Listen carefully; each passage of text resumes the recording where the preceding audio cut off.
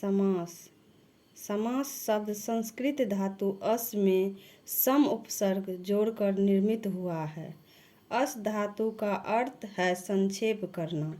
इस तरह समास शब्द का अर्थ है संक्षेपीकरण, अर्थात दो या दो से अधिक शब्दों का अपने विभक्ति चिन्हों या अन्य प्रत्ययों को छोड़कर आपस में मिल जाना ही समास कहलाता है। जैसे राजा का कुमार, राजकुमार, दिन और रात, दिन रात, तीनों फलों का समाहार त्रिफला, जन्म से लेकर आजन्म।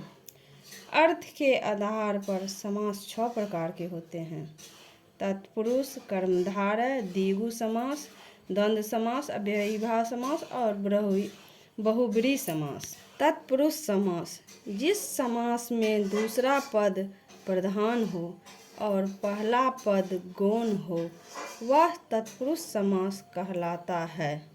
जैसे सेनानायक, सेना का नायक, राह खर्च, राह के लिए खर्च।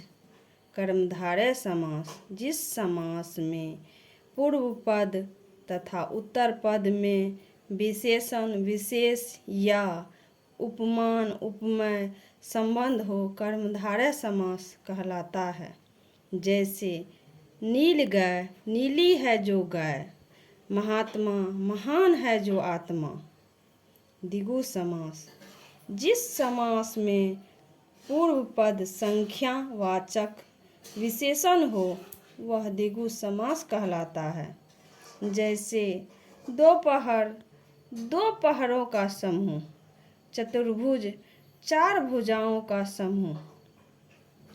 द्वंद्व समास: जिस समास में दोनों पद प्रधान होते हैं द्वंद्व समास कहलाते हैं। जैसे माता पिता, माता और पिता। हानि लाभ, हानि और लाभ।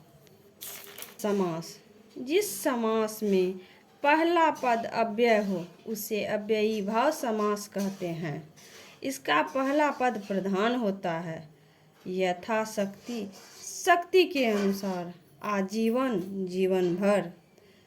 बहुब्रीहि समास: जहाँ समस्त पद में आए दोनों पद गौण होते हैं तथा ये दोनों मिलकर किसी तीसरे अन्य पद के विषय में संकेत करते हैं वह बहुब्रीहि समास कहलाते हैं। जैसे नीलकंठ, नील नीला है कंठ जिसका अर्थात शिवजी। दशानन, दश है आनंद जिसके अर्थात रावण। गिरिधर, गिरि को धारण करने वाला अर्थात श्री कृष्ण। आज हमने समास के बारे में जानकारी ली।